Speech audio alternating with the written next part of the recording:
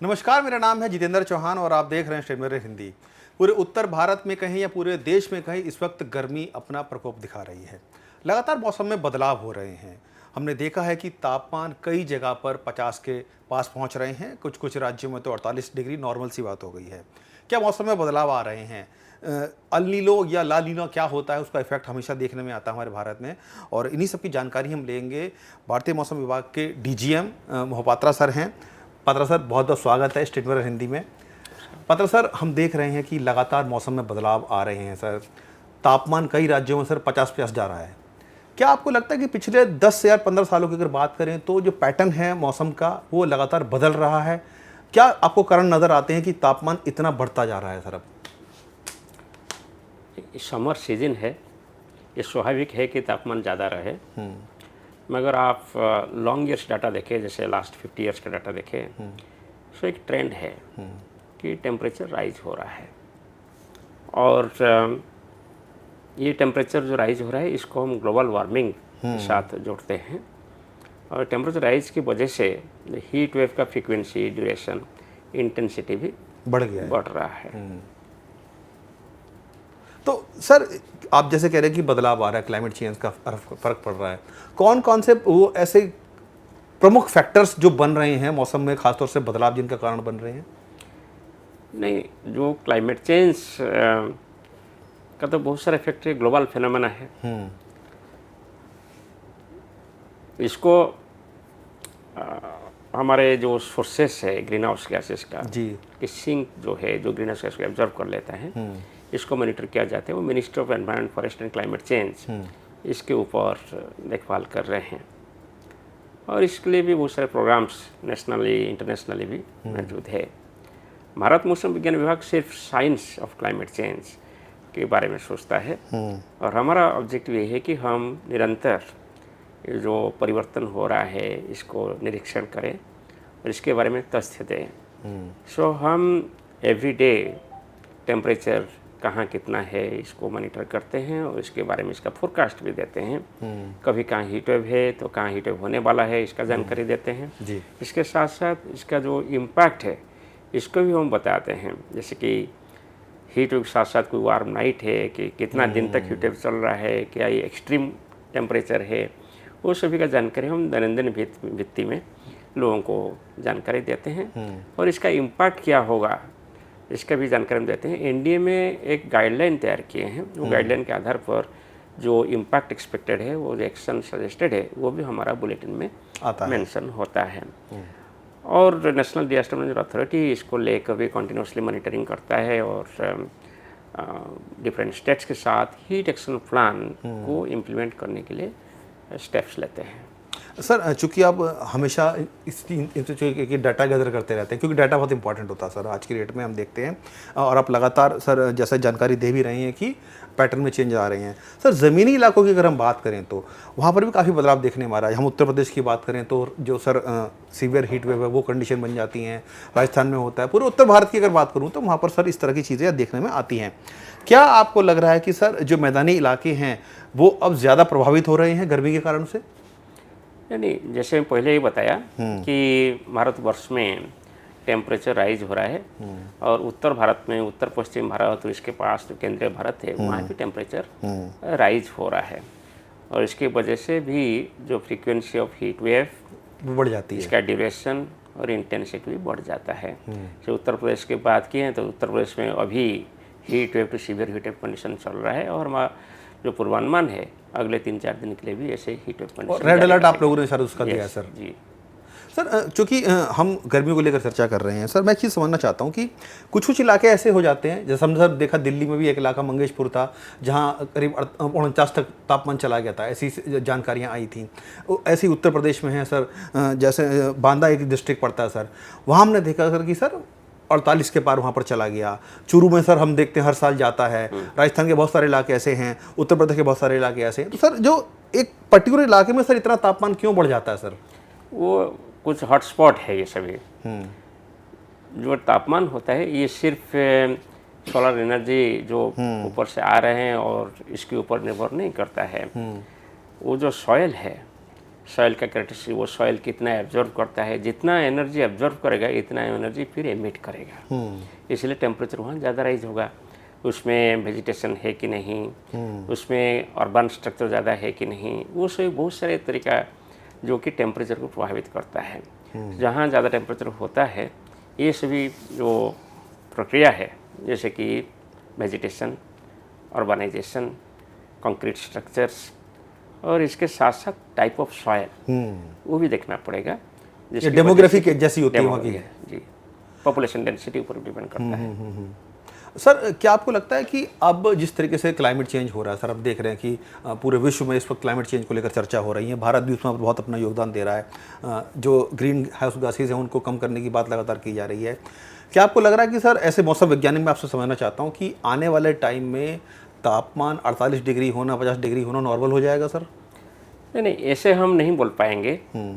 हमारा जो पूर्वानुमान है, हम सिर्फ अगले 7 दिन में कैसे रहेगा तापमान वो बताते हैं, और हम वीकली बेसिस में बताते हैं कि 4 हफ्ते के लिए तापमान कैसे रहेगा। जी जी जी।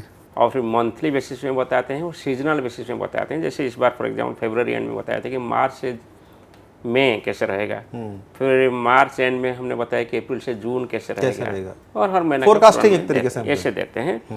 ऐसे पूर्वानुमान हम नहीं करते हैं कि कितना टेम्परेचर कितना साल सर टेम्परेचर की बात नहीं कर, क्योंकि जिस तरह की ग्लोबल वार्मिंग हो रही है सर, लगातार ग्लेशियर पिघल रहे हैं, ट्रेंड देख रहे हैं ना। हाँ। वो ट्रेंड एक वेरिएबिलिटी का एक हिस्सा होता है। इसका मतलब नहीं कि कोई एक शहर में इस बार तापमान कुछ हो गया तो इसका मतलब ये नहीं कि वो हर साल ऐसे तापमान बढ़ता रहेगा। चेंजेस आते रहते हैं, वेरिएबिलिटी होता है। कुछ इलाका में कुछ ईयर में टेम्परेचर ज़्यादा हो जाता है, फिर टेम्परेचर कम हो जाता है। और अगर लॉन्ग टर्म ट्रेंड देखेंगे, वो लॉन्ग टर्म ट्रेंड में ये दिखाई देता है कि टेम्परेचर राइज हो रहा है। सर हम अक्सर सुनते थे कि पहाड़ों पे अक्सर मौसम ठंडा रहता है, लोग गर्मी में भी जब पहाड़ों पे जाते हैं तो पहले की अगर बात की जाए तो मौसम सुहावना रहता था, लेकिन सर स्थिति अब ऐसी आ गई कि पहाड़ों पर भी अलर्ट देना पड़ रहा है, क्योंकि वहाँ पर भी गर्मी बहुत ज़्यादा बढ़ रही है। क्या पहाड़ों पर ज़्यादा टूरिस्ट जाने से सर वहाँ पर भी जो इकोसिस्टम है सर उसका बिगड़ रहा है, या आपको लगता है कि अभी ग्लोबल ये भी चेंजेस का एक हिस्सा है? नहीं, ऐसा नहीं है, ग्लोबल फेनोमेना है। टेम्परेचर राइज हो रहा है। पहले भी पहाड़ों में भी हीट वेव हो रहा था, इसलिए तो हमारा जो आप क्राइटेरिया देखेंगे हीट वेव क्राइटेरिया, वो पहाड़ों के लिए भी कोई साल पहले भी है क्राइटेरिया, है ना। जब टेम्परेचर 30 डिग्री सेल्सियस ज़्यादा हो जाता है जी, फिर डिपार्चर 5 डिग्री हो जाता है, पहाड़ों इलाका में भी हम हीट वेव डिक्लेयर करते हैं। सो ऐसा नहीं है। और जो तापमान वृद्धि का आपने बात किया, वो सभी इलाके में हो रहा है, पहाड़ी इलाके में भी तापमान वृद्धि हो रहा है। लेकिन पहले सर उतना नहीं होता था, लेकिन अब ज़्यादा हो गया है। ये सभी के लिए एप्लीकेबल है, हाँ। है ना। सो जितना आप नॉर्थ को जाएंगे टेम्परेचर राइज ज़्यादा है। पोल की तरफ आप जाएंगे वहाँ टेम्परेचर और ज़्यादा राइज होता है ना। और इक्वेटर की तरफ जाएंगे तो टेम्परेचर राइज कम होता है। सर जो मैंने जैसे जिक्र किया था ला लीना और अल नीनो, ये 2 इफेक्ट सर बड़े हमारे मौसम में जो वैज्ञानिक हैं वो उसका तर्क देते हैं सर। तो थोड़ा मैं समझना चाहूँगा कि क्या होते हैं सर ला लीना और अल नीनो, और क्या सा इफेक्ट पड़ता है सर इनका?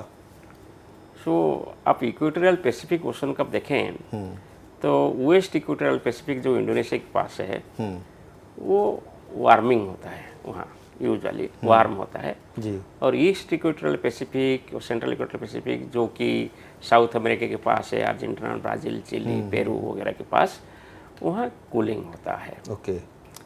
जब सामान्य वार्मिंग या सामान्य कूलिंग जो बताया आपको, वेस्ट इक्वेटोरियल पैसिफिक में सामान्य से ज़्यादा वार्मिंग होता है और ईस्ट इक्वेटोरियल पैसिफिक में कूलिंग ज़्यादा होता है, तब इसको लानिना बोला जाता है। ओके। जो अपोजिट होता है, यानी ईस्ट इक्वेटोरियल पैसिफिक यानी ब्राज़ील, अर्जेंटीना, चिली, पेरू के आसपास जो समुद्र है वहाँ टेम्परेचर ज़्यादा हो जाता है। यहाँ इंडोनेशिया के पास जो वेस्ट इक्वेटोरियल पैसिफिक का टेम्परेचर डाउन हो जाता है, नॉर्मल से कम हो जाता है। ये फेनोमेना को हम एल नीनो बोलते हैं। El Nino. हमारा पास समुद्र है वेस्ट इक्वेटोरियल पैसिफिक जी, वहाँ जितना वार्मिंग होगा हमारे लिए अच्छा है। ओके। क्योंकि वहाँ होने से जो एटमॉस्फेयर में जो अपवर्ड मूवमेंट होता है, कन्वेक्टिव प्रोसेस डेवलप होता है, कन्वेक्टिव क्लाउड फॉर्मेशन होता है, वो इसको सपोर्ट करेगा। जब वहाँ वार्मिंग कम हो जाएगा, ईस्ट इक्वेटोरियल पैसिफिक के पास ज़्यादा वार्मिंग होगा, तब साउथ अमेरिका के पास आपका ज़्यादा कन्वेक्टिव क्लाउड डेवलप होगा, थंडरस्टॉर्म ज़्यादा होगा। सो यहाँ कम हो जाएगा, सप्रेस हो जाएगा। ओके।